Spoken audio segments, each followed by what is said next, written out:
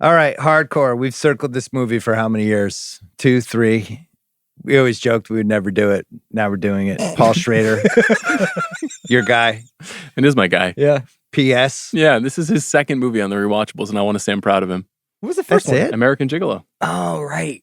Only 2? I think so. Well, he's written movies we've done. We did Taxi Driver, of course, which is Yeah. connected to this movie, but this is his second directed feature. I test drove about an hour of autofocus in preparation of this. Did you? Not that fun of a movie. Respectable, well done. But Would we I ever wouldn't do call it a Blue Collar? rewatchable. Probably I think not. we'd probably not blue collar, but we're doing hardcore. CR, I'll start here. The Tough Beat Dad Pantheon for movies. Yeah, Tough Beat Dad. Are we going to make a pyramid? No pyramid. Interesting idea, though. I didn't really prep. Shoemaker, I'm going to need you to put George C. Scott's face watching his daughter watch. Just can you porn. put some bummed out dads? It's Death Wish and hardcore as the Okay. kind of bird and magic. Sure. Death Wish, it just spawns 5 different movies of him just becoming a vigilante because of what happened to his family. Taken, I think, is up there. Good one. Yeah. Liam Neeson was one I showed my daughter when she was maybe 7 or 8. Like, this is what happens when you don't listen to dad. You showed your daughter the film I sure Taken? did. Yeah, this is what happens. All right. Listen to your father. Wow. You'll show your daughter when she's like Not 8. no. No, no, you I will. won't. No, I won't. You will. No, I don't Listen. think. At 7 years old? No, Is she that was when like, you saw it? so he was like 9. And was she like, I got the message, the lesson is like- learned? Notice how she didn't tell her father that she was in Paris, like going to this U2 concert. okay. Remember, like the lack of communication, and now she's being kidnapped by I Bulgarian wonder if terrorists. Taken impacted U2 tour sales. I suspect no. I think the sphere, everything was went perfectly well there. But in both of those cases that you just cited, though, the father does a lot of tough beating. You know, really, Charles Bronson and Liam Neeson in those movies, like they really take a kind of revenge on the world because of what's happened. So is our guy George in hardcore. Sort of. He sort of. immediately becomes a porn producer in 5 minutes. Just Seamlessly. buys a couple jackets and some pants. He's ready to roll. Ransom, I have in the Tough Beat Dad Pantheon. Yeah. And then it gets a little grim with Monsters Ball and Mystic River. So, Those are in there. Yeah. But the movie's around a dad having some sort of traumatic event. I mean, I That- think Mystic River qualifies. Yeah, I would say it qualifies. Yeah. But yeah, this is every once in a while they'll make a movie like this where you watch and you go, what would I do if this was my kid? It seems like all the possibilities are taken off the table because people lose their minds if their kids are threatened in some way or if something happened. Chris is smiling. Oh, it's just because I don't have this problem. So. what could be taken He just has it from with Joel you? Embiid. Yeah, what is it that could be taken from Bryce you? Harper. So Bryce Harper was If I had to watch kidnapped Bryce by Harper on the Romanian Mets, terrorists. Yeah, it would be like watching my daughter do porn. That's what it's going to be like when Embiid suits up for the Knicks next year. Yeah. So it's all good. We also have that late 70s kind of grimy underworld scene, which so many of these movies do well, that gets set in New York and San Francisco and Los Angeles, where you're just, I don't know what was going on from 76 on. So it's like There's a lawlessness. As we discussed with the combat zone in Boston once upon a time. Yeah. There was just some sort of lawlessness just happening. It's like a 10-year hangover from the 60s that just gets increasingly grimier. The drugs get worse and harder. Mm-hmm. I think the politics get weirder. And I think that the lessons people take from free love and all the social upheaval of the 60s are now like being adapted to these really like bacchanalian, just debaucherous kind of behaviors. And this is one of my favorite kind of movies, the going underground movie, where a square has to get hip somehow is one of my favorite subgenres. Would you call it like a cousin, like a second cousin of cruising? Yeah, I think this Absolutely. Cruising, Taxi Driver, like Yeah. there's so many films in this, and you know all the way up through 8mm is like kind of this is like the father of that. Well, 8mm basically rewrote this movie. Yeah. And by the way, I'm fine with it, but it's same kind of premise. Yeah, even Easy Rider has that element of like Jack Nicholson being pulled into this world of these drug dealers and bikers, and you know all the new Hollywood stuff in the 60s and early 70s is kind of leading towards this end of the decade feeling like, okay, what has free love wrought, basically, which is this society that is honestly just more comfortable and more open to a sexualized world of entertainment. Like this movie is a little bit, I think it kind of overstates the seediness. Like porn in major cities and strip clubs and this kind of was just accessible. Like if you just went to Times Square in 1977, that was culture at that time. Or 1992. Yeah. I mean, as recently, right up until Giuliani, like it was just much more. I think in present. most major cities now, like that's the weird thing about. I think we all grew up in cities where you would be like, right, that's where all the porn theaters are, or like the porn theaters down the street from an actual regular movie theater or something. And now that's been kind of wiped off. Like you don't find like that kind of stuff. In cities, you don't see it as much. I mean, even growing up in the suburbs, there were just adult bookstores that were in strip malls that were next to the pharmacy. Like that was not really that weird. As a kid, I never totally understood what those stores were, but it was just it was part of American marital life. aids. Yeah, exactly. Well, think about late 70s. We don't really have VHS yet. We don't have pay-per-view. We have Playboy magazine. And then if you're, a super horny person or you just wanted to be around sex and couldn't figure out how to get there, you would go to these places in these cities. You'd bring a roll of quarters and be like, I'm just going to pump in quarters and this girl, the curtain's going to go up and I'm going to just watch her be naked for 2 minutes. Or you go sit in a movie theater with a bunch of whoever. Yeah. And it was just different. And now the paradigm's completely shifted where all of it's private, right? Mm-hmm. It's like even strip joints, like I think some people would even be afraid to go in there because of the cell phone era. Yeah, you won't go during summer. Chris will still go. You stopped going to the Spearmint Rhino after years. You were a VIP class member. Well, I get too many TMZ cameras coming up to me being like, Chris, what do you think is going to happen in game 2? How's Embiid's knee? When I moved to LA, it was just ending whatever, like the last vestiges of whatever had happened. Well, there was one also transitional thing that happened in the 80s where you started getting in the independent video stores the private section with the swinging saloon doors where you could rent the cowboy porn doors. movies. Yeah. I'm not too serious about myself to not admit that I used to do the slow walk by and just try to get the angle in to see some of the video boxes to see what was going on in there. What's Jenna Jameson up to this week? Yeah. How old did you have to be where you just felt comfortable just wandering through the doors? They were gone by the time I was old enough. Yeah, I looked too young. I wasn't going to be like, it's just me. It's just me that we were like seniors in high school, just like, let's go in the... Did you ever actually rent anything out of that section? I think we probably did a couple times. Nice. It's a different era. We talked about this in other titles? pods. They had terrible names in them. Schrader loved this world. Ebert, our guy Raj, wrote about Schrader. His movies are about people with values in conflict with society. He wrote Taxi Driver and Rolling Thunder and wrote and directed Blue Collar. All three are about people prepared to defend with violence if necessary their steadfast beliefs. Ebert loved this movie, which we'll get to in a second. But walk us through the Schrader piece of hardcore. What's going on with him? Well, it's like a deeply autobiographical movie in a way that I can't think of any other filmmaker having done, which is it's very much about his exit from this world of Grand Rapids and Calvinist, Dutch Reformation religion. But the main character is his dad. I mean, he's basically written a film about what happens if his dad had chased him when he left Michigan to go find a career and a sleazy lifestyle in Los Angeles. Schrader's very open about his interest in the world of sexuality and guns and drugs. And, he's somebody who's looking to reject the way that he was brought up. But the frame of the movie is so interesting because, his dad famously never watched any of his movies. He never engaged really with these worlds that he created. This being a second film and making it so personal, but also so gimmicky with the "oh my God, that's my daughter," marketing tagline is fascinating. He's like a master of high and low. So like, if you read his film criticism, and he's written a lot of really amazing film criticism, he obviously has like a complete understanding of cinema and cinema history and especially Japanese cinema.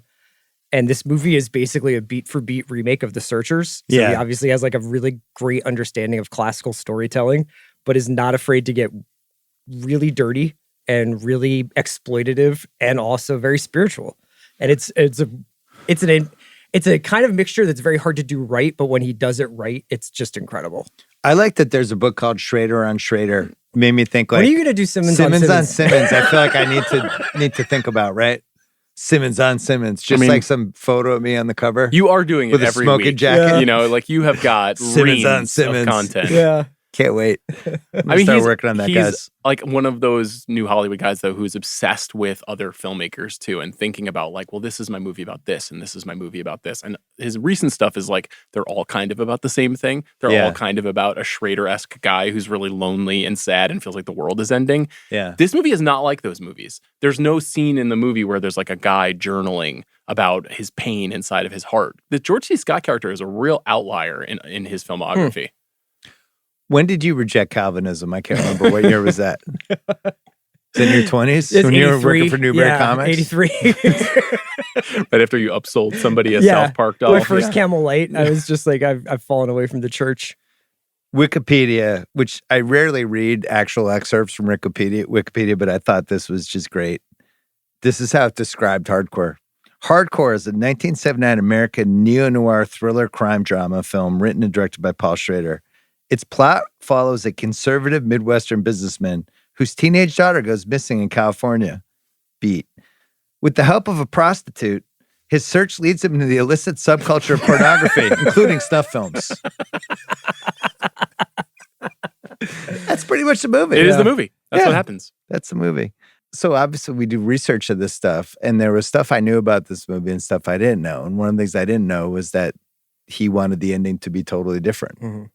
This is written about at length in Tarantino's cinema speculation book. He's got a whole chapter dedicated to hardcore, which he's like, the first hour of this movie is excellent. It's like an excellently rendered adult drama about this world. And then he has a lot of notes about how it goes off the rails and includes the snuff film stuff. And then the ending, which is a pretty bad ending, honestly, relative to what the movie has been all the way up until this point. Like, it feels like it kind of like it just turns into a 70s action movie out of nowhere for 8 minutes. And just like tonally, it just shifts just like a movie that isn't as hard bitten as you think it's supposed to be. Yeah. Is it okay that I still kind of like it?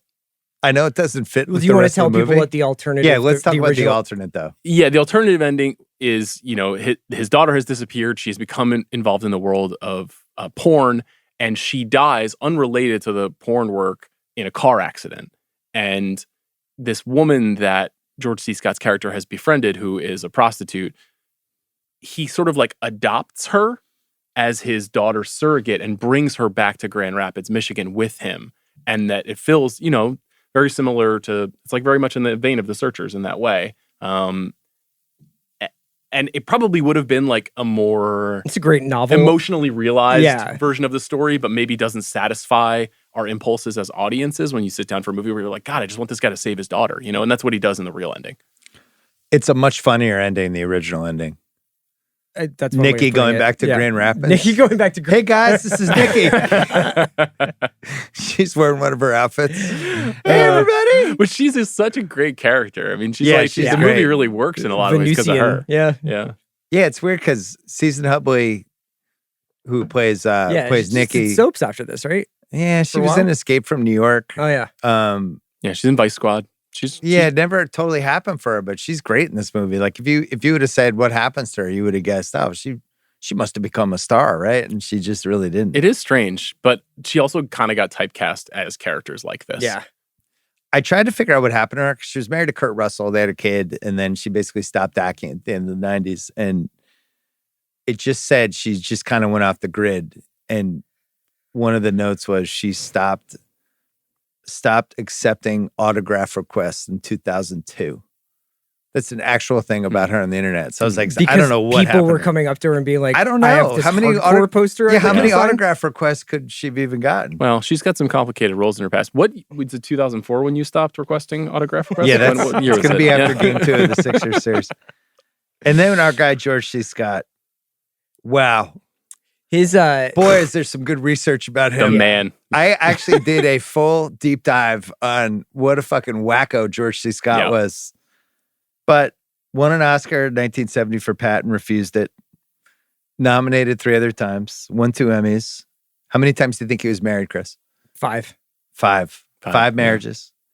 His biography that somebody wrote about him, the title is Rage and Glory. Is that the alt title for Simmons on Simmons? Rage and Glory.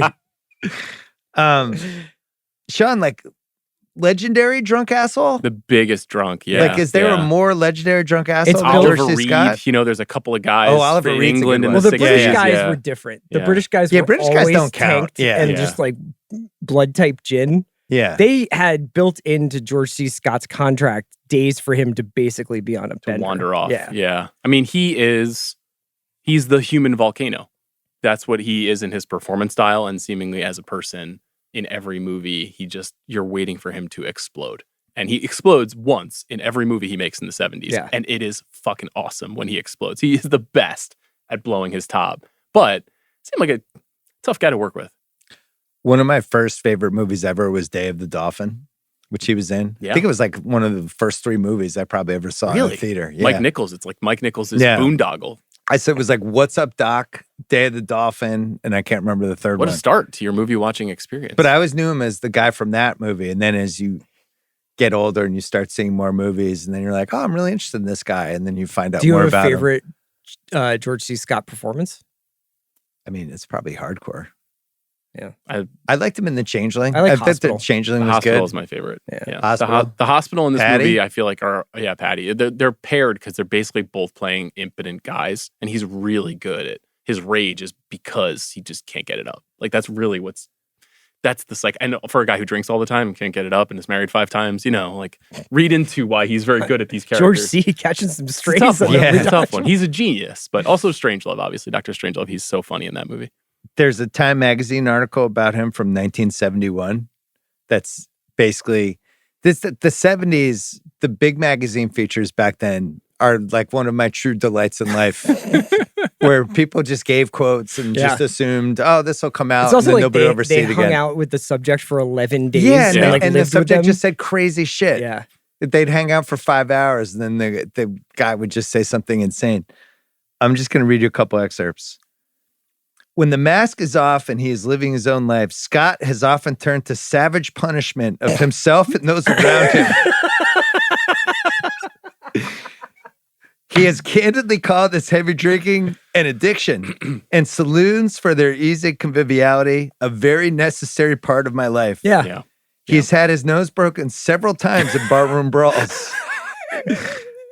And he says, this sort of thing happens to actors who have a reputation for being tough guys. He says in a defensive rationale, there's always some guy who wants to take you apart. I'm not Marciano and I can't keep this stuff up all my life. I should stay out of barrooms, I suppose, but I happen to like them. Then, he has also violently struck at least one woman in rage and geez. twice has injured himself by ramming his fist against a wall and a mirror. There's a gentleness and mundaneness in Scott's life as well. What an amazing follow-up sentence. Yeah, that. quite a transition. I'm going to read that one again. There's a gentleness and mundaneness in Scott's life as well. This is after we've thrown domestic violence and self-mutilation. Yeah, but you know what? I'll just say, putting aside his character as a person, like that gentle mundanity is very evident in the first 20 minutes of this movie, Right. where he's just like going to his furniture shop and being like, these specs look good. And if you're watching this for the first time, you might be like, how much fucking furniture making in Grand Rapids are we Right. gonna do? Very still, It's deliberate. repressed guy for a long period of time in the film. The patent producer, Frank McCarthy, in this Time magazine piece says, he rewrote several scenes to make Pat more sympathetic, but the rewrites were not as good as what we already had. Scott missed 8 days of work, some because of a recurrent problem with the retina in his left eye, 2 because he was drinking hard and feeling mean. Quote, I got fed up, exhausted, and frustrated, so I'd go out and get loaded. And then McCarthy said, he's difficult to deal with, but always for a purpose. I wish I had a picture with Scott starting tomorrow. That was like the recurring theme of these guys. They're like, hey, he's a fucking pain in the ass, but great Yeah. actor. I mean, we don't make them like that anymore, for better or for worse. You definitely cannot strike a woman and then go to set the next Or day. just be like, Or just punch a mirror Austin repeatedly. Butler missed 7 days of work. Like, we don't really do that. Schrader tells a great story about how halfway through filming the movie, Scott turned to him and said, hey man, you're a heck of a writer, but you're an awful director and you're doing a terrible job. Which is just like in the middle of the movie, you know, Oh like my he's an God. asshole. John Huston, the director, said, quote, Scott is one of the best actors alive, but my opinion of him as an actor is much higher than my opinion of him as a man. George C. Scott. Tough one. Anyway, you can read more in his biography, Rage and Glory. So it really seems like he was the number one asshole of that whole era. I think he has I'm some sure there were competition. guys from the 50s and 60s who were just like It's just alcoholic great. It's maniacs. just like you'll read stories. These guys are all also like those who are still alive. It's like Friedkin was like really recently before he died. Friedkin was just like Pacino's an asshole. Like Pacino was an absolute jerk off. Yeah. I mean, on the one hand, to be generous to some of these people, making movies like this is really intense and stressful, and like having to channel what he's doing in this movie, it probably makes you a little insane. Yeah. I think all actors have to be like kind of 10% insane. When you get somebody who's susceptible to alcohol or drugs or already like he clearly violence, psychologically, like I'm sure he had a lot of shit going on. He clearly had some problems as a person. And I think this work tends to exacerbate it. And in fact, producers like seize on this. Like they see a guy like him and they're like, we need that George C. Scott energy, that craziness that he brings to a movie. And then so it keeps feeding itself. That's not excusing the behavior. Sounds like he was not a good guy. But I can't think of anybody who brings this to movies right now. There's nothing like this going on in movies. Yeah, who is this now? I mean, Nick nobody Cage is like the closest thing of like that volcanic. But it's so performative. Yeah, with right. Nick Cage. Well, I love Nick Cage, but it's not the same thing where you feel like George C. Scott like actually is having a meltdown in some of these movies. Remember the old Kevin Clark game show, Great Hang, Bad Hang? Uh-huh. Where you had to decide whether somebody was a great hang or a bad hang. George C. Scott probably bad hang. Bad hang. Gets worse. Seemed tough. I think more drinks go down. The first shot in beer, and it's just like, what do you think of the Sox this year, George? And it's like, okay. And then it's like, 2 hours next thing you know, later, he's swinging a pool cue around. Yeah, fifth inning. He's like, is that guy side-eyeing me over there? George C. Scott. Well, he didn't get along with Paul Schrader, as Sean alluded to. And there's a moment when he refused to come out of his trailer. He threatened to quit the film. He tried to force Schrader to promise he would never direct again. Paul Schrader directed again. One of your favorite cinematographers is involved in this Chapman, one, CR. man. Yeah. Your guy. Marty's Chappie. guy. Yeah. How about the score? Jack Nietzsche? Nietzsche. Yeah. Yeah. Just all hitters. Like everybody worked on this movie. It was just like it was Paul Silbert did the production design. Like it's just a great assemblage of talent behind the scenes. It's Tom Rolfe who cut The Right Stuff. Like it's some of the very best people, but a lot of it is casting off of what Scorsese had done. You know, that like it's a lot of people that Schrader got to meet from working on Taxi Driver. And then Peter Boyle's in this as well, Yes. it's just, some actors just belong in a decade. Pete Boyle. Like Anthony Michael Hall is just like, you should 80s, only have existed in the 80s. Peter Boyle's like, you should only have existed in the 70s. David Schwimmer, full 90s. Full 90s, that's Great it. call. Yeah. Peter Boyle, you just see him and you're like, oh man, this is going to go sideways somehow. This guy's going to be drinking Budweiser out of a glass. Yeah, he had a surprisingly good career for a pretty strange looking guy. Yeah, I mean, he went So on to a be lot like of a good big ones. sitcom star, but this, Taxi Driver, Joe, and Young Frankenstein, you're in the Hall of Fame. There's more too. Wasn't he in Eddie Coyle? Eddie Coyle. He He's was. Yeah. He's good in Eddie a lot of really Coyle. good movies. He's hilarious in this movie. He's Andy great. Mast, the private dick, is so funny. One of the things I love about this movie is there's like 5 different directions it goes where you're like, oh, I could also spend time in that movie. That could also, like the Andy Mast PI easily could have been a movie. It could have been a great TV show. Yeah. Wouldn't you watch every week him like Right. picking up scumbags in LA on the porn sets? That It's would like be a great porn show. Spencer for Hire. Basically. Nikki the hooker easily could have been The her own sidekick, show. yeah. It's a great idea. The 2 porn We guys. could have gotten Bill Ramada still in there. Bill Yeah. Ramada was absolutely a movie. Yeah. I was so interested in his world. I made $5.3 million. Ramada. Bill Ramada, what a legend. That's one of the things that like the Schrader is amazing at creating these people who feel real. You know, a lot of the characters in this movie feel real. And there's so much. Yeah, well, we'll get into it. Our guy Raj, Raj. 4 stars. Yeah. Yeah. He says he didn't love the ending. He said, in bringing his story to a satisfactory conclusion, Schrader doesn't speak to the deeper and more human things he's introduced. Themes he's introduced. Too bad. But hardcore, flawed and uneven, contains moments of pure revelation. And his guy Siskel gave it 3.5 stars. Thought it was both a film of rich film of ideas and of strikingly real characters. Thought George C. Scott gave a great performance.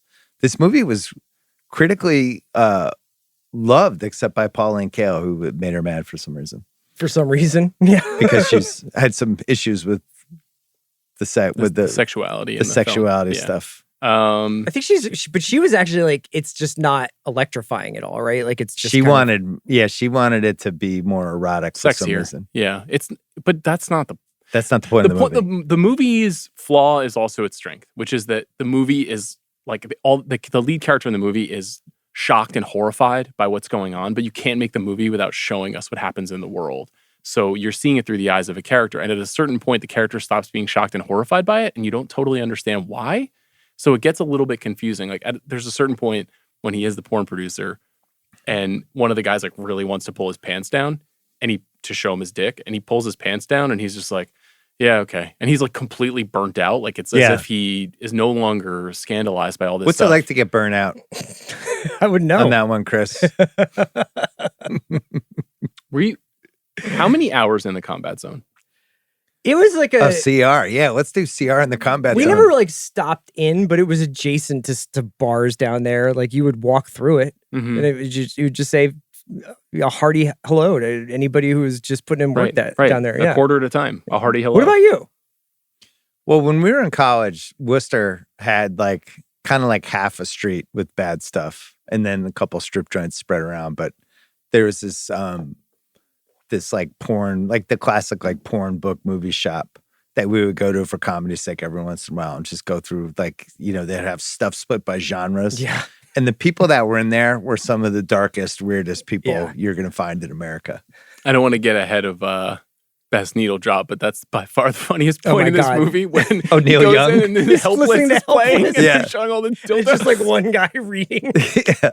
It's amazing. Most rewatchable scene.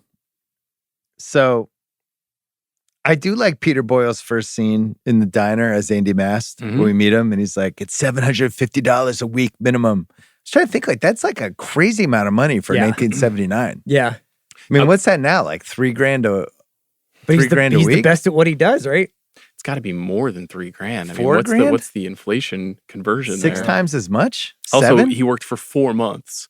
So how much was that? That's $12,000. He's basically scamming him to some extent. $12,000 in 1979. He how much furniture is our guy Jake selling? It seemed like he had a nice little business. Yeah, and he also had the celery thing. I think it's like maybe some family money in operation there. Yeah. His wife flew down.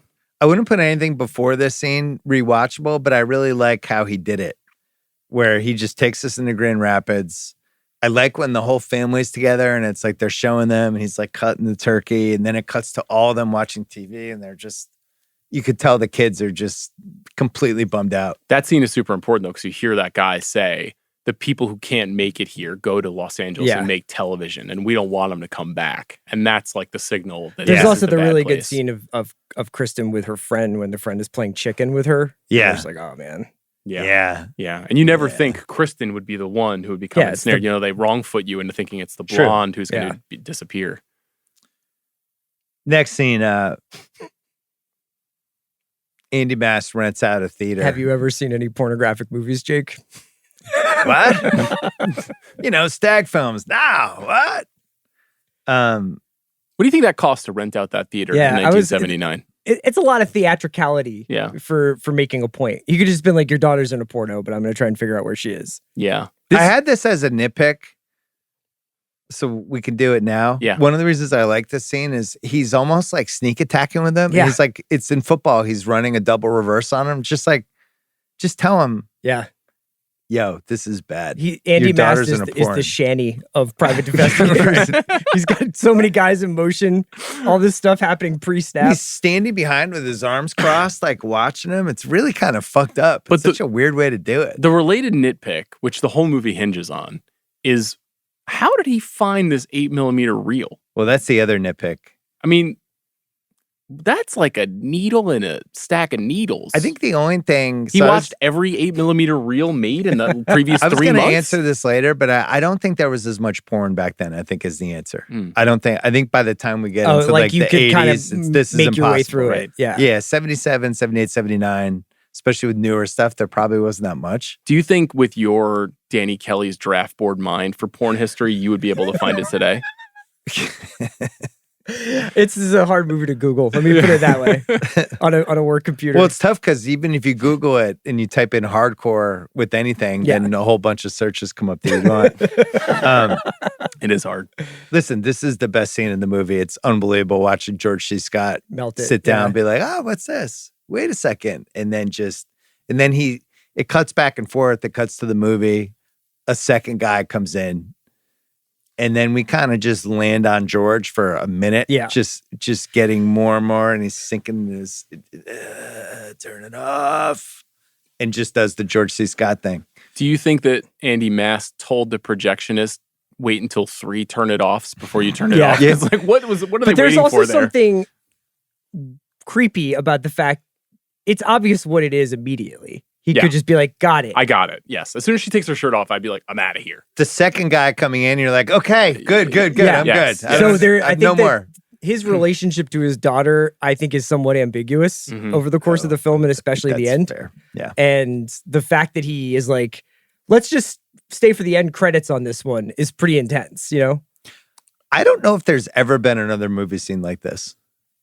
This is also like what was happening in the world where a big movie star was like, yeah, we're going to do this scene in a Hollywood movie. That's crazy. Well, and then Peter Boyle says, as Andy says, nobody makes it, nobody shows it, nobody sees it. Love it. It's like it doesn't exist. That's the line of the movie. And then he says, when I find her, you might not want her back, which is the other kind of secret piece of this movie. Like what's happened to her and how much damage is there? And what daughter are you even getting back? Are you getting back a version of her that's sustainable? And that's why the ending kind of doesn't work, because there is this whole big question of, can you be forgiven in these communities when you do things like this? Or is it because all of his ideology is like that they're already evil? Like that man is already like complete trash until they find like salvation. Right. I don't want to step on CR's Great Shot Gordo corner because, you know, it's one of your things. Thanks. I really like the funhouse mirror shot of him at the tail end of the scene of George C. Scott. It goes like sideways up high and just starts to get a little blurry and he's just kind of like losing his mind. It's like he'll never be the same. I also like the way they shoot everything in general, like when they're talking outside the theater after, like what's behind him and you can just see like different like 70s porn stuff and it's just, we go from like he doesn't know what a porn thing is, and now he's in it, and he's surrounded by it in all the shots. It's just, I think it's just really good filmmaking. The porn scene in the motel is hilarious. It's amazing. I could have gone another 3-4 minutes. The movie is at least 40% a comedy on purpose. I fully believe. I don't think that it's like a mistake. Ramada is like hilarious. The filmmaker, the guy, the UCLA guy, is and him looking basically like Spielberg is amazing. Yes. Like there's a lot of like very biting humor. And this is the thing with every Schrader movie. It's the most serious or disgusting subject matter imaginable, but there are at least 5 moments that are laugh out loud funny. And the funniest moment is George C. Scott sitting on the couch wearing a tie-dye shirt, a fake mustache, and a terrible wig, and auditioning young men to come in for his porn movie that doesn't exist. You can imagine how influential this was for like the Tarantino generation and Paul Thomas Anderson, all these dudes. Like you can see how much they just grabbed left and right from and the same fun and humor that they're having in otherwise like serious genre movies, the same way that this movie is. The kid's a good director, UCLA. There was a real porn star in the scene with our girl Susan Hubley, Serena. She's in the credits. She did some Googling on her that probably almost shut down my iPad. Was married to Jamie Gillis in the 70s, porn legend. Yeah. Whoa. Yeah. A lot of credits for Serena. Interesting. Well, they were volume shooters, you know, back then. Yeah. Sort of Buddy Hields. Yeah, that's right. Kind of, they need to get warmed up. What does he say? The kid's got a big schlong, great talent? It's like, because he gets it up finally. And he's like, that kid's got a great schlong. He's like, great talent. That scene's awesome. I also love the hotel, those 70s hotels. Like, I just don't know if those exist in the same way anymore. But it's so funny too, all the TV they're and not movies we grew up with has them. It's just like they're just shooting a porno in that. Totally. Can you imagine being next to them? So many TV and movies from like 75 to 82 had scenes like that. That's why even in what's the Slater one? I'm blanking. The True Romance. Mm-hmm. like that hotel they set some of it in. It almost feels like an homage to like this era of whatever. Next one. I'm doing the score. Jake takes a drive through Hollywood. Yeah. Oh, there's some hookers. Yeah. Think I'll stop at a porn shop. It's great. What happens in here? It's just great to have a sonic sting or for every time you hear that sound. Yeah. Something awful or illicit is happening in the movie. You know, it's just a really funny idea. I don't think it's ever not worked when somebody is driving through LA, the old version of LA like that. And then it's just like shots of. I know. It's always like in a fucking Cutlass. You know what I mean? Yeah. Like, it's like in some boat going down Sunset. Yeah. 50 Cent admission's really funny. Then he gives the token back. I love the one guy just kind of reading the magazine. I like how Schrader shoots it high, almost like it's a security camera. It's one of his moves. The Kid Cudi is obviously Helpless by It's gotta be. CSNY. It's so funny. It's such a great choice. Also, them clearing it for that is also amazing. Like, I want to be in that Paul. meeting. Yeah. Next rewatchable. I just wrote casting Big Dick Black and Jizm Jim. Yeah.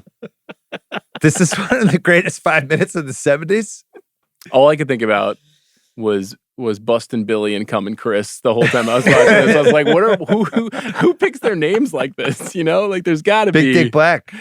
I can come 10 times a day. I can keep it hard for 2 hours at a time. Playing the race card. He's a little mad at George. Yeah, C. he came in mad. Yeah. He came in like he knew he wasn't getting it. Do you think, okay, this is kind of an unanswerable question, but do you think Big Dick Black's claims that he had worked with Harry Reams and Johnny Watt, do you think he was being honest or do you think he was lying to get a gig? No, I think Big Dick Black was a name. He was a name. Yeah. Okay, he was a guy. Yeah. He was guy. a dude. He's a guy He's a back dude. then. Yeah. They would have thrown him the car keys. Jim Sloan, not as big of a name, which is why he had to go by Jizm Jim. Yeah. Jizm Jim. I'm Jim Sloan. You might know me by my real name. Jizm Jim. Yeah. For a second, Not I was Jizm like, Jim. Sloan. Jizm Jim. Jizm Jim. Yeah. Now there's an M at the Is end. that a J or a G? That scene's unbelievable. I love that George C. Scott reaches for the lamp before the guy's even finished his story. He's like, yeah, good, for sure. Craig made a good point. He texted us so he was watching it how fast George C. Scott, Jake just goes, all of a sudden he's got the comb over toupee wig with the cool shirt and he looks like the guy in Body Double. Yeah. The guy who's the bad guy in Body Double. I understand like why he feels the need to have a disguise, but like it's not like he was gonna like. It's not like these guys were gonna be like, "Oh, aren't you Jake Van Dorn, the furniture guy?" I saw you on Facebook. Yeah. That's true. Not a lot of Grand Rapids people out there. I really like when Nikki and Jake are hanging out in San Diego. Yeah. Having a life talk, and she's telling him how she's like their therapist for the clients. And their conversations in the airport when he's explaining Tulip, and then when they're outside. Such an awesome part of the movie. And he's like, you couldn't possibly fathom my life. And she's talking like that. That stuff is so well written. They're so good together. Yeah. It really changes the energy of the movie. She says, we're just alike. You think it's so unimportant that you don't do it. I think it's so unimportant that I don't care who I do it with. It's like, oh, good points, Nikki the hooker. I really like how you're thinking. When you're watching that Nikki scene, the though, actress. Yeah, you know? you're like, why is this woman not Jessica Lange though? Like, she's such a good actor. Yeah, she's she really so is. comfortable and up against this clearly insane George C's like Oscar-winning maniac. But he's actually somewhat soft in those Yes, scenes. He's yes. like pretty patient. He doesn't seem dismissive of her. It's actually so unique. Jake goes to the Bondage place I wrote down just because I like how when he goes through the walls. Yeah. This might have been the reshot ending. I don't know. But it's just pretty memorable how they shoot all of that. Yeah, the film is slowed down, so it's moving at a different pace. And then the colors, like the green neon light that's on him, and then like the neon stuff recurs in all the Schrader movies. You see that over and over again. But it looks really cool. And it's funny to imagine, a makeshift Bondage emporium that is built with cardboard and Right. styrofoam, you know? Yeah. Just to section it off so you have a separate room to go to. Good it's a good fight idea. scene on the hill too. Yeah. Oh, actually, really effective. George C. yeah. Scott, who's like, Also, hey, I'm great not San going to pull Francisco punches. hill stuff. Yeah, really like 45-degree angle hill. And he's doing those stunts. Like, that's him in those scenes. And Oh, he was yeah. probably like, I had 3 Millers. I'm ready to rock. Oh, yeah. George was fucking plowed. He's like, wait, I get to hit somebody? Come here, Todd. He throws Todd into the telephone pole, and I was like, damn, he took a shot there. He really did. What do you got for most rewatchables here? I think it's probably the he has to watch the scene because it starts off and you're just like, oh, Mast has an update, and he's like, wow, no, this is the worst thing that could ever happen. Yeah, for some reason, I thought there was a scene between him at the diner with Mast and then him showing the thing, but no, they get right to it. I think that has to be because it's become a meme and a kind of legendary image, and they sold the movie on that. But I still get such a kick out of that first scene with Mast when they're meeting, and he's like, "I'm a practitioner of mind science myself." You know, like everything that Mast says in the first meeting is unbelievable. Actually, I'm gonna go back. It's when Jake goes to meet Ramada in his office. Oh, why didn't I have that down? And Ramada's Oh my God. just like, What Detroit, a I love mistake. Detroit. I had an all-time box office smash there. Little Oral Annie, did you see it? And Jake goes, Talented no, actress. I'm afraid I missed it. Little Annie, she's gonna be a big star. I also, in that scene, that's where he's telling his crony, he's like, "You're my right man. Yeah. You only say right to me. Tell me, what do I think about this right, boss?" It's great. Bill Ramada. I really love this movie. Ben and Gazzara I get- just does this in Big Lebowski. He's Yeah. just Ramada. Yeah, that's true. That's a great call. Is it wrong to think that this movie actually is a rewatchable? It's really funny. It's like, I think it's like, I was like thoroughly entertained by it. And I had seen it a bunch of times, but I was like, this movie's just good. there's something very, very, very sad at the core of it. Yeah. You know, and No you question. You have to accept that. But if you can just enjoy, I mean, From the guys who just did Manchester by the Sea. Yeah, It's sure. rewatchable. True. but even like the auditioning the young guys too, that scene's super funny. Yeah. What's aged the best? You mentioned this, but Schrader said in the DVD commentary that George C. Scott had 5 break days written in to handle his alcoholism. I don't even really understand that. So it's 5 floating days. How does he choose them? How does Embiid choose when he plays for the Sixers? It's probably similar, right? It's quarter by 5 quarter, really. 5 break days per round. Yeah, that's right. CR is like George C. Scott energy. You're upset. You're upset. No, I was just trying to think of. I was going to try and think of a Celtics comeback, and I just couldn't. You guys just got it all sewn We're up. taping this 2 hours before Game 2 of Yeah. Sixers Knicks. So CR is like George C. sitting in the theater seat right now, and Sean's like Andy Mast standing behind him. He's like, watch. This is Tyrese Maxey's COVID test came Oh my back. God, Yeah. that's my Tyrese. What's aged the best? The score is awesome. And it doesn't kick in until he goes in that first drive. Yeah. They wait 50 minutes.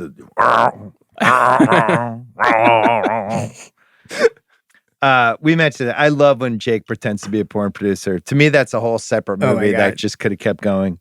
Have What do you have for What's Aged the Best? Because I have a bunch. Well, one of the things that's hilarious is that, like, if somebody told me that my daughter was in a porno movie called Slave of Love, I just wouldn't need to see it. I'd be like, Right. I got it.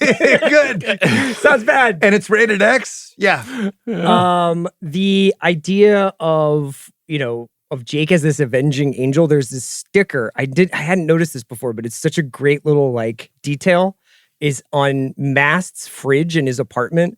There's a sticker that said Jesus is coming and he's mad as hell, which is just the movie. And I thought that was just like Schrader's just got 3D vision, man. He's that's really good at amazing. stuff like Sean's that. beaming right now. And- You love Schrader. I mean, he's like the super angry sad guy who actually is creative. Most angry sad guys are you're boring. like scared of them, or that you never hear from them, and he actually makes great shit. Also, what's aged the best is the poster. Poster's great. I also love just Ed Begley Jr. getting a shot up really early in his career. Yeah. That's aged so well. Him in that part as that guy is so funny. I had 3 70s things that's aged the best for me. 70s Hollywood hotel apartments, which we mentioned. I Mhm. loved Andy Mast's apartment. It was great. Could have spent 3 more minutes in there just looking around. Middle America, 70s kitchens, living room, and wallpaper when we're in Mhm. Grand Rapids and they go to like his sister-in-law's and it's just the single ugliest wallpaper you've ever seen in your life, but that was everybody's house. And then I got to be honest, I've said this before, it's a little creepy, but the late 1970s for kidnapping and runaway stuff from movie premises was just fertile ground. The shot people of just disappeared in the late 70s. The shot of the missing corkboard, like of all the missing kids, and it's just like, let's hope she just ran away. That would be the best case scenario here. It's super effective. I mean, there are other versions of this. I got switched onto a movie last year called Trackdown, which was like a really kind of sleazy version of a movie like this that I think came out in the same year. Sleazy version of hardcore? Trackdown? But this was like yeah. Look this up. Throw this in the queue. Sounds great. Looks like me and Tubi have a date tonight. It might honestly be on Tubi right now. So it's of course it's on. It's James Mitchum, Robert Mitchum's son. Oh my God. And a young Ann Archer. In 1976. I'd never seen this movie before. Eric Estrada's in it. And it's often paired with hardcore because they're very, very similar. A Montana rancher comes to LA searching for his runaway sister who's become entangled in a world of crime, drugs, and prostitution. How have I not seen this movie? The poster says, "What if it was your sister?" Yes. Huh. Wow. And this predates hardcore. Schrader got a little grabsy? I don't know. But it speaks to your point, though, which is that this idea of your Midwestern young woman going to a big city and getting ensnared in sexual slavery. Welcome to the jungle, man. Yeah, exactly. Well, this was a bunch of after-school specials back then, too. Yeah. And I remember I think I've talked about this before. There was a hitchhiker movie that was on in the late 70s about these female hitchhikers just getting taken. Mm-hmm. And the commercial was so effective, it made me scared to hitchhike. There's a lot of fear stuff in the 70s of drugs, and if you get taken, you'll never be seen again. If you move to LA and you leave your parents, you're going to get involved in porn and drugs. Mm-hmm. And it was just, and that was a lot of the content that was coming out. But then Find My iPhone solved all that. Well, yes, but it goes back to my basic point for what's age the best, kidnapping and runaways. It was never more prevalent than it was during this run, right before hitchhiking became, don't do this anymore. And then also, we never had a worse infrastructure for finding people. We had no internet, no computers. Well, it was harder. Basically word of mouth. And a generation of parents who were like, get on the bus and go to Bellflower, California. Talk to you in 2 weeks. Yeah.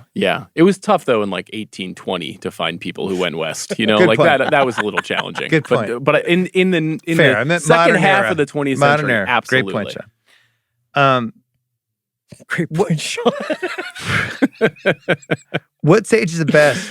Where's Jim? Where's Jizm Jim? He moved to Oklahoma in 1825. We'll never see him again. Either at cholera or he's a land baron. Here's what's age the best. Schrader was working on this at the exact same time he was finishing up Taxi Driver. What kind of mental state are you in? Oh my God. Going from one movie to the other? Lightened up. He's talked about it. Sleep all day and then just get incredibly high and switch between uppers and downers for 12 hours from midnight till noon. That was how he would write. And then he would go to bed, and then he would wake up the next day and have to look at what he's written and be like, does this all make sense? Some of it does. Let's keep what works. I was having maybe 3 Marlboro Lights finishing a column, feeling like I was fucking riding the edge of danger. You're fucking Hemingway. Oh my God, I'm having a Marlboro Light at 1:15 a.m. Yeah, he had a loaded revolver and 8 lines of coke.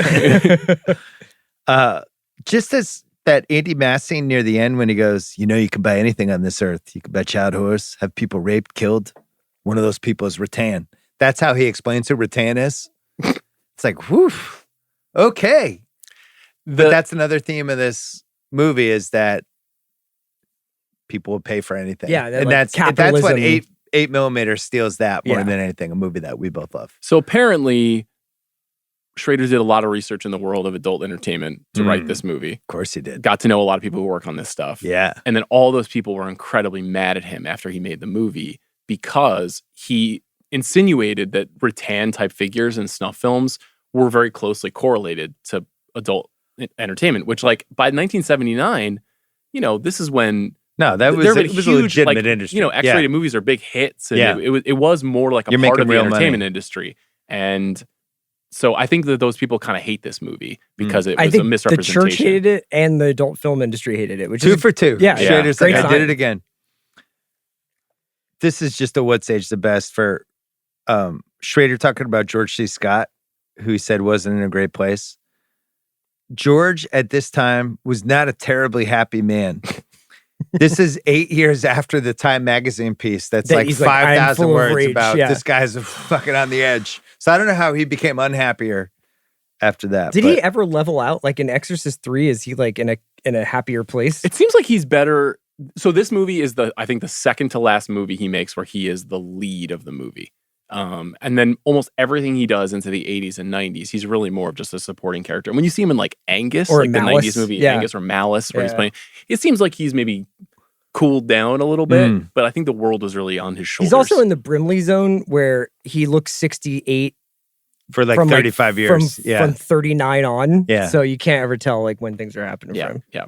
What do you have for Great Shot Gordo, Chris? Oh, this is so easy. Yeah. It's Jake standing in front of the billboard that says, "For those who think pink." It's the Hustler billboard. Mm. And it's just that introduction of this guy's life in Grand Rapids was all gray and brown and muted. And now he's in Los Angeles and his life has gone Technicolor because he's being introduced to all this stuff. Oh, yeah. And also just a great billboard. It's a great call. Good call.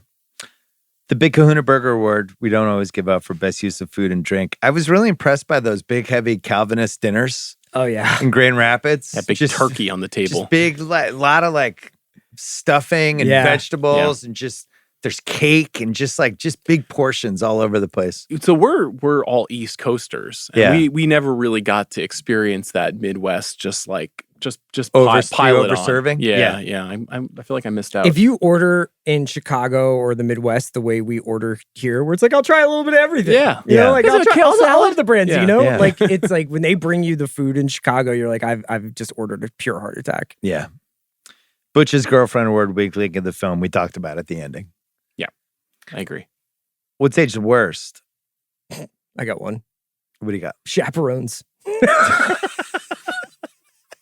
No accountability.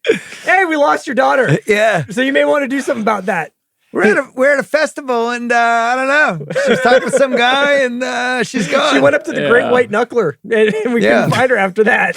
His reaction on getting that phone call is also like, if I got that phone call, I would probably just burst into tears. You know, like my daughter's gone in Los Angeles. I don't even need to know the circumstances. And he's just like, I see. Thank you very much. And he just hangs up the what phone. happened, Jake? He's like, Kristen's missing. It's very calm. Yeah. What? It's pretty strange. But again, like I went on several school sanctioned trips that were like the assistant gym teacher was like in charge of 12 souls. Right. And it's just like, you Yeah. guys, we were like camping at Valley Forge. Like lots of stuff could happen. Yeah. Well, I have one related to the ending too. Of What's Age the Worst. What do you got? The casting of Ela Davis as Kristen, Oh yeah. Yeah. where she's just really, she's Had been that cast for coming a later. reason. Okay, I Yeah. don't want to step on it then. What's age the worst? First extended scene. There's a creepy vibe with Jake and the daughter. That's what you were saying. Well, There's one specific thing where she's dressed up and he's kind of looking at her. And it's like, what's going on here? yeah. And I don't know whether that's what Schrader was going for or not. I think given what we know about him, he was not putting too fine a point on it. You know, like I think that there's like a little bit of like this guy's wife has left him, his daughter is turned into a woman, and I don't think he's like sexually abusing her or anything or creepy, although you could make a read of it like that. I think But- a lot of stuff's on the table. Yeah, a lot of stuff is on the table, much like a Midwestern feast, you know? Yeah, and I think his repression and like the fact that he has no sexual life whatsoever is Yeah. feeding into some of this stuff too. Tinder was not big in Grand Rapids in 78. I researched this. It wasn't? Was not. Wow. They didn't have Raya either. It's a tough beat. So What do you think Jake Van Doren's profile would be like? Like likes Dutch Reformation, the furniture. tulip method. But the color blue needs to be more Furniture. muted. Sofas. You know, no overpowering blues for Yeah. dislikes. Celery. Yeah. That's all I got for I got one. what's age the worst. What's Do you have Age any the Worst? more? What do you got? Do you think that being the person who took alt weekly personal ads in person was the worst job of all time? Do you think that's how they did it? I don't know, but guys coming in and being like, I would love to give oral sex to women Yeah. and write me here. You're just like, okay. And, I'm tongue lashing Timmy. yeah, is that a P.O. box or is that Yeah. your address? Again, clearly written for comic effect. That Yeah. entire But sequence. just imagining that gig must suck. Oh, I had one. So this is also a casting what if, but it's also What Stage the Worst, just because it's a What Stage the Worst for Warren Beatty. He was supposed to be in it, and This is a massive conversation topic. he ended up leaving pre-production. And the reason he left was he wanted Schrader to change the movie so the character was searching for his missing girlfriend rather than the daughter, because Beatty felt he was too young to portray a father of a teenager.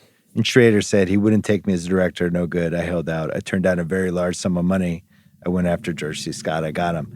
Warren Beatty trying to change this into a girlfriend is the dumbest. I mean, there's some weird Warren Beatty stories in Hollywood history. This is way up there. Like, this is just a completely we all different got what movie. we wanted. Warren Beatty made Heaven Can Wait. Right. And George Huge C. win. Scott's in hardcore and Paul Schrader became a big filmmaker. Also, he's wrong. Warren Beatty was 40 at this time. Like, of course he could have had a 16-year-old daughter. He just didn't totally want to believable. Blow up his image as a heartthrob who was, I didn't like that. Yeah. I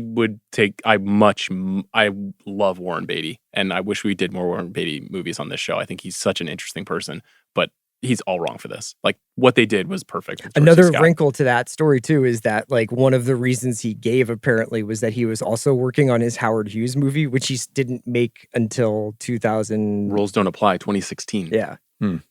Ruffalo Hannah Rubinek Partridge Overacting Award. Is Turn It Off overacting? Because I feel like it's I actually think really it's good dead acting. on, but I think he's going for it. It's his one volcanic moment, really. I have for this all of the people who audition. Like Jizm Jim, all those guys. They're just terrible actors, but I think Schrader was enjoying how bad actors they were. They're not but supposed to be good I would actors. put all of those people But the guy in who's there. like, do you want to see my stuff? Like, that guy is Hey, really, man, he's you going want to see for my it. stuff? Yeah. All right. Was there a better title for this movie? I'm going to say no. And one of the things I like about hardcore is it's the old double meaning title. Hardcore, World of Hardcore, but also hardcore. He's getting into this hardcore. Yeah. It's a good one. Hardcore. I love that. I do think that I would like to have seen Hardcore 2 Big Dick Black's Revenge. I think that would have been a good film. Jizm Jim and Just- Big Dick Black on the Jim road. Jizm. They team up. Yeah. Yeah, it's a buddy comedy. Smokey and the Bandit. Yeah. This movie was originally called The Pilgrim when they were filming in Grand Rapids. I think that's a good title. That's a good title. I agree. And that's obviously what Mast calls him throughout the movie, Pilgrim. Would you have gone Pilgrim? I think hardcore, hardcore. is while hard to Google, incredible. Like you know what you're getting. Because the trailer for this, there's a TV trailer and then there's a movie trailer, and hardcore just works better as we're going through, and then the guy's like, hardcore coming to a theater near you. Yeah. Just works better than Pilgrim. You should get that guy to do the Bill Simmons intro now. I'm gonna have him do Simmons on Simmons. My new The book. audiobook? Yeah, the Yeah. audiobook. Simmons on Simmons. Wah, wah, wah, wah. Wah, wah, wah, wah. The Can You Dig It award for most memorable quote is obviously Turn It Off. All right, it's time. The CR thinks Luke Wilson could have been Harrison Ford Hottest Take Award. What do you got, CR? I just think Jake Van Doren left a lot on the table as a porn producer. Yep. He immediately takes to the world. For a guy who spent his whole life in Michigan making furniture and denying himself earthly pleasure, he goes Canadian tuxedo. He's got a way with actors, you know, and I think he's got a lot of liquidity to fund some interesting work. And I think porn is worse for it. I was thinking they could have had him film at least one scene of like the movie starting because he thinks he has a chance. Like that, we could have had him actually running a set. It's a whole separate movie, but I would have loved it. I think it would have worked. It's very different from my hottest take, though, which is I think Calvinism gets a bad rap. I feel like they got a lot of interesting ideas. You are a Calvinist, I though. feel like, just like repressing all of your feelings, thinking about how you are bad and, the world made you bad and you need to be redeemed is something I really relate Jets to. fan? Yeah. I think they're onto something in the Dutch Reformation. Jets fans are Calvinists. My hottest take. So 8mm clearly ripped off this movie. Yep. I'm okay with it. I mean, I think I'm we're okay due. with I think after we're due 20 years. for a new hardcore 8mm. Yeah. Just You want to know? You want the next? So 79, and then that was 99. Yeah. we're due for the We internet. missed 2019. The internet. I have to find my daughter. And Yeah. hell, gender swap it. Mom looking for son. Yeah, I don't great. care. Wow, it's very progressive with you. I know I've changed my opinion on this a lot, where it's like, you can't touch this, it's an untouchable. In this case, I do think it's touchable because this movie is so rooted in the late 70s that you can redo it and modernize it, which is what 8mm basically did. We actually do have it. It actually did happen because this is what Searching is. Searching is the movie, where the kid disappeared, John Cho, and it's all on the computer. And that's actually a pretty well done movie. And that is kind of what this is. It just doesn't have the sense of adventure that these films have. It's not funny. 8mm was funny and Hardcore was funny. Yeah. But it is, and there was kind of like a spiritual sequel to it a couple of years ago where it was about a young girl trying to find her mom who disappeared too. I saw that one pretty too. Good. Did the mom do porn, or was it? No, it was like it's complicated what happened to her. Casting what ifs mentioned Beatty. Can't speak. Beatty. I know. Yeah. Schrader originally cast Diana Scarwood. Yeah, from Inside Moves. Yeah. Inside Moves, a movie CR still hasn't seen. When are we doing Inside Moves? Because CR hasn't seen it. You're staring me down. I'm gonna watch it on You the plane. promised me you would see it. I will. This has been a recurring theme. Good film. Richard Donner. Gave you like 4 soccer podcasts in the ringer. You won't see Inside Moves. That's a great point. What the fuck? I totally agree. The studio said she wasn't attractive enough, which is weird. So Ela Davis, first-time actress, cast as Kristen. Schrader felt she was not conventionally beautiful, sort of person who could be lured by flattery. I just disagree. She's a bad actress. It's kind of not her fault. That scene, especially at the end, gets written in. Tacked I think on. she's fine in the beginning of the movie. Mm-hmm. And I think that's all she has to do. And then at the end, they tack on this, like her being like, I never wanted, I ran away from you stuff. And it's like, oh, okay. It's also a scene that should be 8 minutes long, and it's 1 minute long. Yeah. And the whole movie has been about this quest to find her. You ready to go? She's like, yeah, let's go. Yeah. Yeah. I said my piece. Schrader insinuated that she was cast because she was comfortable basically doing the porn, like the scene where she shot the stag film. That was part of why she was there. Would you put Melanie, so recasting couch quickly, would you put Melanie Griffith in that part? She'd be really young at this time, but not as young as she is in Night Moves, which is like 3 years earlier. Oh and my she's God. doing also stuff in that movie where you're But she's why like they let a 15 teenager in that do it? movie. Yeah, I think she's old enough to be in this one. But yeah, I think it's somebody like that who at least you feel like she could pull off the scene. But again, he didn't know he was going to have the scene. But the one thing that this girl has that Melanie Griffith doesn't have is that this girl seems innocent in the beginning of the movie. Melanie Griffith, she's like sun-kissed and so beautiful, and she just kind of like, world. She's savvy. She's wise. Right, right. Wasn't Marilyn Chambers cast in this film briefly or talked about? She was going to be the porn actress. She was going to be Nikki. Yep. Interesting. And she had just been in a Cronenberg movie at this point. Had she? Is it Shivers? I think she was in Shivers like a year earlier. So she could have. I mean, she was actually not a bad actress, Marilyn Chambers. Season Hubley though, I really like. I'm just going to have Jack cut that out when you're like, she's actually not a bad actress, that Marilyn Chambers. Just put that on the radar. Yeah, she's an exceptional performer. Yeah. She has a lot of talent. A lot of her work. Best that guy, Ed Begley. It's got to be Tracy Walter, Begley. though. Who do you have? Tracy Walter, the bookstore guy. The guy. I have a better one. Okay.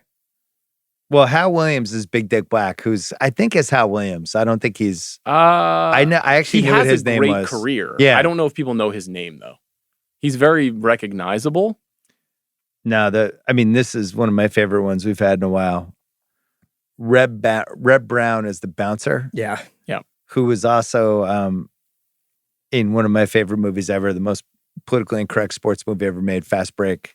He played Bull. I just want to read you Reb Brown, his IMDb from the late 70s on. I have this queued up. So basically from, let's go to 75, 2 episodes of $6 Million Man, Rockford Files, Chico and the Man, Hardy Boys, Chips, Happy Days, Fantasy Island, Ted Night Show, Hardcore and Fast Break back to back, Three's Company, Alice, Facts of Life, Love Boat, Goldie and the Boxer Go to Hollywood with O.J. Simpson, Bosom Buddies, Quincy. I bet that What a fucking that run. guy would he have. literally Did was he write a in memoir? everything. Because he should. Red Brown. he's Not al- in Vegas somehow. He's also in this movie, I think, because he was in Big Wednesday in '78, which John Milius directed, and Milius was Schrader's guru and EP on this movie. Red Brown. What a legend. So who did you have, Tracy? Is Dick Tracy Sargent Walter. Dick Yeah. Sargent? He's Dick Sargent because he was in a just big off sitcom. Bewitched? Yeah. Okay. He was all right. He was the second Darren. I mean, he wasn't Dick pretty York. famous. He was also one of the first actors to come out as gay when, That's true. when that was happening. Apparently I that feel was- like he was pretty famous. Apparently that was after this, right? Yeah. It was like in the 80s. Oh. Yeah. Deion Waiters Award. Jim Jism is in here. I got Leonard Gaines as Ramada. Bill Ramada or George Harper, the fastest tongue in the West. Short. Comes in hot. Incredible. Bill Ramada's our winner. But George Harper, shout out. What's happening with Larry Block, the detective with the red eye? Oh, who had like Who the has like thing in his he head? had like a massive head injury. Yeah. But it still held the part? Yeah. Yeah. Really, that was kind of strange. He was like, hey, I don't know if I, George C. if you don't Scott want to film clocked me. me at Yeah, I just he got probably did. the He probably hit him with a Huff pool cue. yeah. Tony Romo or Chris Collinsworth, the director's commentary. Oh, Mike. That's his daughter up there. You hate to see that. Can you imagine like the sad injury jazz playing as you watch it? I feel like it's so much better with Romo, though. Yeah. Yeah, It's like, Romo. There's a second schlong coming in, Jim. Oh my God, Jim. He's coming up right behind her. He's going to play Bondage the plays. It's making its bid for the mainstream, Jim. He's going to play the movie, Jim. Pain is pleasure, Jim. Andy's playing it, Jim. Half-ass internet research. What an empire you've built here. I Thank gotta you. say, Yeah. it's amazing. Appreciate it. John Milius was the producer and later said it was a wonderful script that turned out to be a lousy movie. I blame Paul's direction for that. People are just taking shots at Paul's direction. Paul's direction's I good. really miss this era of just people just shooting their shots and quotes in newspapers and magazines. Schrader said the shoot in Grand Rapids was unpleasant. Locals weren't happy. Can you imagine like the nights at the Cracker Barrel when they're like, wow, so you guys are making a movie here. What's it about? It's like, well, it's about a guy. Dad, yeah. It's a father. It's about a dad and daughter. He's going through some things. Yeah. Schrader came up with this idea because he heard about a local teenage girl in Grand Rapids who went missing and then was eventually found to have made a porn movie. And his wheels got turning, probably after 8 lines of cocaine. Everything was filmed in actual sex shops, strip clubs, porno theaters. That was massage apparently very parlors. difficult to negotiate. Yeah. Season Hubley said her porn scene, they were real adult stars. So there's a theory, need Sean's take on this, that the Season Hubley character, Nikki, was actually older Jodie Foster in Taxi Driver. Yeah, I've seen that. You down with this?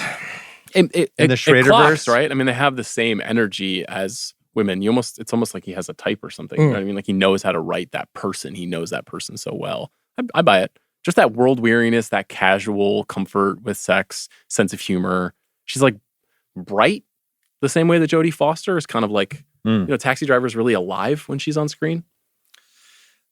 The poster has, oh my God, that's my daughter. He never actually says that in the movie. Mm-hmm. They took some liberties. Apex Mountain, George C. Scott, I'm going to say no. What is his Apex Mountain? I think it's It's got to be Patton, right? Yeah, it's I guess Patton. so. It's amazing in that movie. Yeah. Schrader, no, but what is it? I mean, this and Taxi Driver and I think this moment. I think American it's American Gigolo? Gigolo. Yeah. I think it's American. But I don't know. You don't think it's first reformed? I could be first reformed. Because that was like one of the biggest comebacks for a filmmaker in years. And that movie holds up. That's probably my favorite. My first Well, favorite when or we second did favorite movie Gigolo, of we his. decided it was, I think, his It Apex. was Gigolo, yeah. Peter Boyle, it's not, but it's probably like within a couple years of when he had it. He was just grabbing all the weird guy parts in the 70s. Yeah. Vincent Schiavelli tried to make a run. And he's just swatted him away. Let's get the fuck out of He here. makes a big comeback in Ghost, though. Chiavelli, he tries to take the crown. Get off my train. Isn't it Everybody Loves Raymond, though, for him? For Boyle? I mean, that's probably his most like. Yeah, you're probably right. I mean, that's like Probably one of banked the the biggest most. TV shows of the last 25 years. Season Hubley, definitely. Renting out a theater to ruin a dad's life. Apex Mountain. Absolutely. 70s fake movie porn.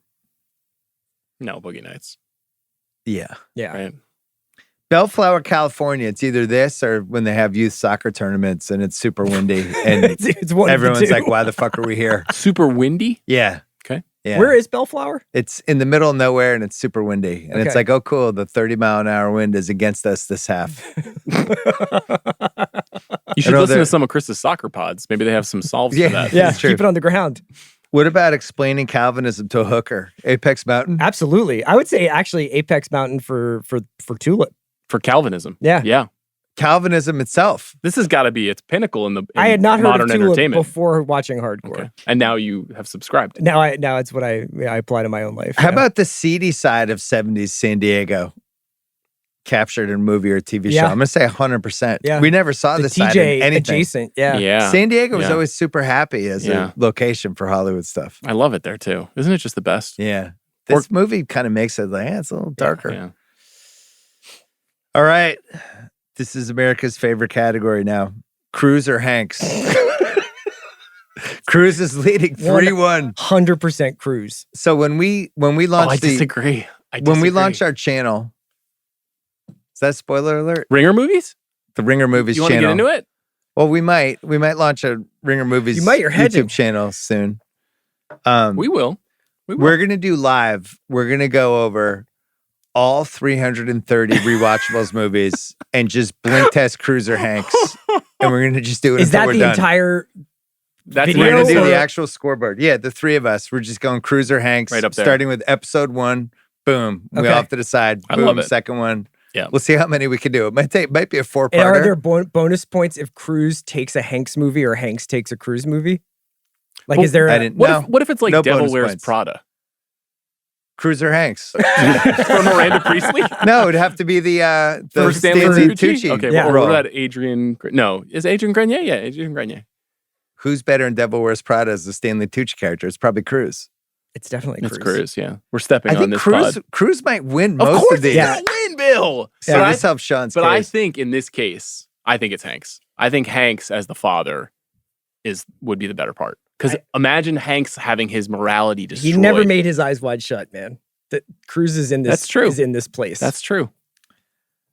What do you think? I wanted to talk it out because my instinct was Talk it out. better movie for Hanks. I Mhm. think it makes more sense for him. It's the kind of movie I always wanted him to make. But a such funnier movie with Cruz. Yeah. With Cruz being a porn producer for a half hour is like one of the funniest 30 minutes of my life. I personally think there's got to be a little bit of a layer to this. Is which guy would be more likely to do this movie? And it's definitely Cruise. Cruz in Agreed. Cruz in the turn it off scene. Just ratcheting it Cruise up. in the wig. Yeah. Like It's him a going more to the fun Cruise Magnolia movie. place where he's like, "Is that my daughter?" It becomes Cocktail set in Yeah. the 70s hardcore world. It just goes completely off the Him rails. fake laughing in the room with Bill Ramada would be incredible. But I think it's a better movie with Hanks. So I would personally want the Cruise movie, but it's a better movie with Hanks. It makes more sense. I think Hanks is more believable as the furniture salesman in the Grand repressed Rapids. rank. But I feel Cruz like can't- he Cruz would can't want to live in be Grand Rapids. like the guy in Grand Rapids who's like, "Hey, Bill. Hey, Bob. How's it going, Jim?" You know, Yeah, and yeah. then instead it's got to be like, "I am just here looking at my paperwork, and then I'm going to go home and eat cake." right. All right, Cruz loses this one. So now it's Hanks 3-2. I'm close. honest. Wait, how did we arrive at that? I thought you and I were both like, "It's Cruise." Oh, you think it's No, you I think Hanks. it's Hanks. Okay. Yeah. Cruz is the more fun, but it's if we're just trying to make, I think Yeah. the rule should be best movie possible, not what we would want. Right. Because Cruz is going to be the answer for almost every movie if it's just Cruz. Yeah. Because if we want unintentional comedy, Cruz is usually going to win. There's not a lot of unintentional comedy with Tom Hanks. I promise I will always be honest about this. And if Hanks wins, he wins, but it will never change my opinion that I would rather have Cruz in my movies. This movie with Cruz is one of the funniest movies ever made. I really Cruz auditioning Jizm Jim and Big Dick Black. I really need him to get back into stuff like this. Oh no, I'm a Yeah. huge fan of your work. Oh yeah, I know you, Jim Jism. Picking one more category. Racehorse, rock band, wrestling, or wrestler or fantasy team name. Jim Jism Mhm. works all the way across Isn't the it board. Jism Jim? Yeah, Jism Jim. Are you sure? Jim, I thought it was Jim Sloan. It's Jizm Jim. That's why you're busting Billy and you're coming I think Chris. he says it's Jism because I had this I'm gonna down call it up later. right here. Yeah. And Crank and Craig isn't here, unfortunately, but I had this. Oh no, this is. He's gonna say it. You can cut this. No, no, keep it in. I know. Where's out in the street? Oh, it's not hiring anyone. Oh, True, Jim Sloan. Sometimes they call me Jism Jim. Oh, Jism Jim. You're right. Jism Okay. Jim. Yeah. God, how did I screw that up? Jism Jim Dance. Jizm Jim. Here we go, Jism Jim. Oh my God. Jim Jism's funny too. Picky nits. We covered how did Boyles find Kristen's film so easily. My other one there, which is I just want to mention because it's a nitpick. It's also an answerable question. Is what was Mast conning Van Dorn just to like keep the money coming in and just like slow rolling it, or was he actually a really good detective? I think it was both. Because he has the headshot of every porn actor in California, seemingly, in his. Well, I think the insinuation is that he clearly is a good private detective. He found this fucking movie, which is an amazing act of work. But he also is clearly, Now he's milking it. Yeah, and now he's milking it. But also we watch him in real time get drawn into the world of porn when he sits down to watch the sex scene. And then you see that he's caught up in it now and he lives in that world. Needed like 2 more scenes with him. This is my biggest nitpick. It really bugs me. Why did Jake and Nikki, why didn't they just drive from Los Angeles to San Diego? Well, is this around the gas shortage? Is that what it was? Wow. You think it was OPEC? I think it was Jimmy Carter. Yeah. I mean, that's an hour, 45-minute drive. Yeah. But They are drive in to an the airport, right? Yeah. Yeah, that's weird. Super weird. Well, don't they do San Diego to San Francisco? No, they go LA to San Diego, think then they go San Diego to San Francisco. Yes, exactly. Oh, okay. I see what you're saying. It's weird. At the end, could Peter Boyle's character really have just shot a guy in the street in a crowded place? I think this is the era of like you did us a favor. You know, like when that like the cops don't care, we do them a favor. and takes out some mom in her car. I love how that scene works too, where he pulls the gun from his ankle holster but drops it on the ground and still picks it up and fires. Do you think shoots. there's a lot of moms hanging outside of maybe Rattan not. and Maybe the Todd's moms are a House bad of example. Snuff films? Could have been a mom coming home from work after a double shift, just taking a bullet from Andy. Do you think Rattan is misunderstood? We don't really get a Probably lot of bad time with guy. him. You know? What do you think it was his trauma, his backstory? Why is he stabbing people on camera? Yeah, the other picky nit is, because 8mm did this too. Was it a fake snuff film or was it an actual snuffer? I don't think it was a snuffer. I don't think because Kristen is obviously still working. No, but she wasn't That's when they not showed her. the snuff film. Oh, That's not They her in pull the Snuff mask film. off and it's not his then the daughter, snuff. and then No. she gets her throat Yeah. slit. But do you Right. think that people were being killed in that scene? that's movie magic. Because man. it kind of It's hard cut to tell. away. I Yeah. was surprised Schrader didn't linger on that Yeah. one. You think they got ILM in there for that one? Yeah. Any other Hey, nitpicks? George, can you come in and just do one?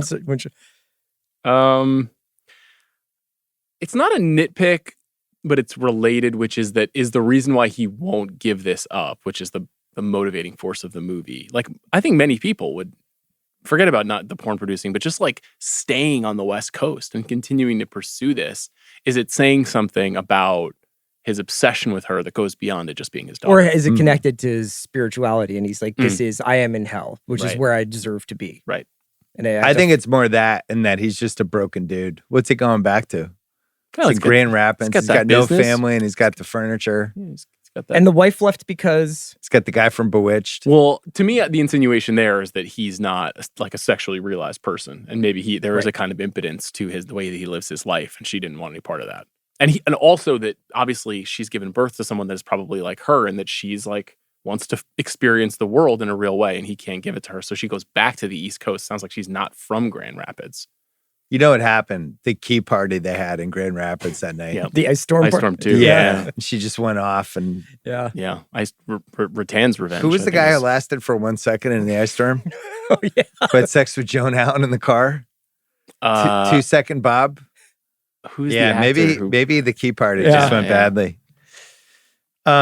Sequel, prequel, prestige TV, all black cast, or untouchable. So they basically remade this as 8mm, which I think is the answer. But there's another world where he just stays in LA and battles Bill Ramada, and that's I the was going to sequel. say mine would be the prequel of Ramada's move from running a Dairy Queen to moving into porn production. And we call it Dairy King. Yep. It's milking the porn scene for all it's worth. Is this movie better with Wayne Jenkins, Danny Trejo, Sam Jackson, JT Welsh, Byron Mayo, Harley Mays, evil laughing Ramon Raymond, or Philip Baker Hall? It's got to be Byron Mayo. Goddamn, Jizm Jim! I didn't know I was working with Supercock! You came back in the game with a chewed up pecker like you're some kind of pornographic Willis Reed! You better help me find my wayward daughter. You're going away a long fucking time, people. I can't overstate just how loud it is when you do. Goddamn, Jizm Jim. I just wanted to say I didn't know I was working with Supercock. I wasn't even a very good Wayne. It wasn't even in Baltimore. I just had to get it out. I can't look at you. Oh my God. But I agree, though. I feel like it's Byron. It's definitely Byron. Byron would be like, Byron should be directing those films. Yeah. Yeah, Byron's trying to convince Jake to stay out there. Yeah. Jake, you got something special. You got here. a great touch. I got Joanne on one arm and Nikki on the other. You got a good eye for talent, Jake. Just one Oscar. Who gets it? Probably George C. Scott. I mean, he's good in this movie. Honestly, yeah. Yeah. Yeah. I mean, he wasn't nominated, but I think that was a pretty deep Oscar year. Mm. I don't know if he's getting a nomination for Hardcore. Rattan? Probably unanswerable questions. Is this a better movie if he never finds her? I think we all think yes. Yeah, I mean, it wasn't like a big hit, so it's not like they made a move and it worked, and then $100 million later, everybody got to live off it of is this the movie. Searchers ending. It is, Yeah. He's been looking for her the whole time, and then it turns out she's exactly where she wants to be. Did you find, what did they make on this movie? I couldn't find it. I don't know what the box they office didn't was. have it. Yeah, I mean, it was not a big hit. Another unanswerable. He does blame the studio specifically on changing that ending, though. The producer of the movie from the studio is the one who made him change it. So you like Jizm Jim over Jim Jizm? Let's talk it out. Let's have. I the really phone wanted call. to, because Jizm Jim is the easy way to go, but Jim Jizm's really funny that would be his last name. It's a family name, Mr. Jizm. Yeah, it's Scotch German. I think the Jizms came over on the Mayflower, actually. Yeah, It's my friend Jim Jizm. yeah. Poor You guys. know, that's his little son, His Jimmy father, Jizm. yeah, Conrad Jizm, and I don't know. I like Jim Jizm more. great Uncle Elliot Jizm and Steve Jizm. Best double feature choice. Ebenezer Jizm didn't work his hands to the 1700s. bone, so that you could. John Quincy Jizm didn't write the Declaration of Quincy Independence so that you could make porn in Los Angeles. The Jizms. Good cartoon idea. It gives us more flexibility. Best double feature choice is clearly 8mm. I think it's Either got that to or be. Taxi Driver. Yeah. I don't know if I want a second movie after Taxi Driver. I think you could do. I think Cat People would be an interesting one if you're looking for a Schrader team good up. one. Kinski. Yeah. Kinski. Yeah. The Indian Reds want an award for what happened the next day. She leaves within 2 weeks? I was wondering whether or not he's we can stay in LA if you want. We can just leave it all behind. So I can constantly see you coming home after a long night of shooting pornography. No, I don't know if he's supporting that part of her career. I think he brings her back and she disappears She again. I think so too. Does he stay? Is he just in the celery hut for the rest of his life? No, I think he starts really. Because it says Van Dorn celery on the outside of the building. He probably calls Bill Ramada a month later just to see what's up. Hey, Bill. Hey, got anything in the slate that I'd be interested in? Does he do a Grand Rapids kind of porn scene, bringing porn to the Midwest? How much do you think Bill Ramada is worth? If they clocked $5.4 million? He's in the fucking Die Hard. He's the Nakatomi Tower. Yeah. He's legit. those 3-4 years when they were releasing the porn movies in the theaters, they made crazy money. But I always thought the Mafia took at least like half of everything, right? Yeah, that I mean, is the Mafia really basically explored made here. all of it. Yeah. That should have been Godfather 3. Oh, porn. Wow. Michael Corleone, Yeah. Vincent running, Yeah. the Michael the Corleone burgeoning versus Jim Jizm. Yeah. Internacional Pornografía. Michael Corleone creates Vivid Video. What piece of memorabilia would you want from this movie? God. It's fine if the answer is nothing. You know, Because the Slave to Love video would be the obvious, oh my God, but who would want that? yeah, there's I would do the fake mustache and wig Yeah. that he Oh, has. so you could dress up like and that George tie-dye Clooney. shirt. That's fine. Yeah. What about that cutlass you referred to? You know, when Yeah. he's driving down the. But he always gets mad when I pick the car. The Coach Finstock Award for Best Life Lesson. Don't let your daughter go on a Calvinist trip to Yeah. Bellflower, California Yeah. with the one chaperone Oh, who's that's like also Uncle like George. what's the Z1 Neo for like the chaperone on that, like the next trip.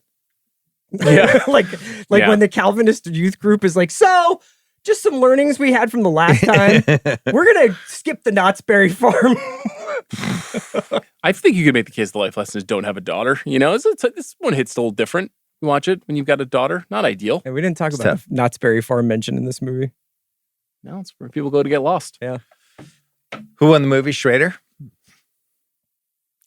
I think it's George C. Scott. Really? Yeah, Make the case. Well, I think it is now, even though he won an Oscar for Patton and he's in Dr. Strangelove and he's an incredible part of the story of American movies in the 20th century.